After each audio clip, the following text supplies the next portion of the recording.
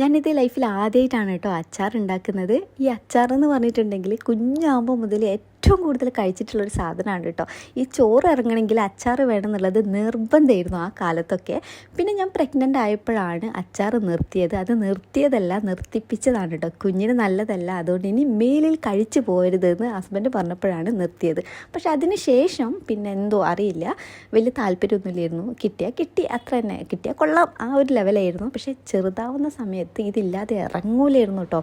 ഇത് കഴിക്കുന്നത് കൂടി വന്നപ്പോൾ അച്ഛൻ ഇത് വാങ്ങുന്നത് അങ്ങോട്ട് നിർത്തി. അപ്പം ഞങ്ങൾ എന്ത് ചെയ്തു എന്ന് വെച്ചിട്ടുണ്ടെങ്കിൽ കടയിൽ പോയിട്ട് അച്ഛൻ്റെ പേരും പറഞ്ഞിട്ട് അച്ചാർ വാങ്ങും, കടായിട്ട് വാങ്ങും കേട്ടോ. പിന്നെ അത് നിർത്തേണ്ടി വന്നു. കാരണം അച്ഛൻ അവരോട് പറഞ്ഞു, ഇനി മക്കൾ വന്നിട്ടുണ്ടെങ്കിൽ ഈ സാധനം മാത്രം കൊടുക്കരുത്, വേറെ എന്ത് ചോദിച്ചാലും കൊടുത്തോന്ന് പറഞ്ഞിട്ടോ. അങ്ങനെയൊക്കെ ഉള്ളൊരു കാലം ഉണ്ടായിരുന്നു.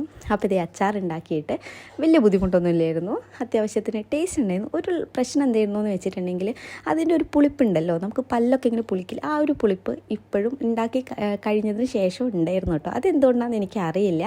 ഞാനിത് ഉപ്പിട്ട് ഒന്ന് വെയിലത്ത് വെച്ച് ജസ്റ്റ് ഒന്ന് വാടി വന്നപ്പോഴാണ് കേട്ടോ അച്ചാറാക്കിയത്.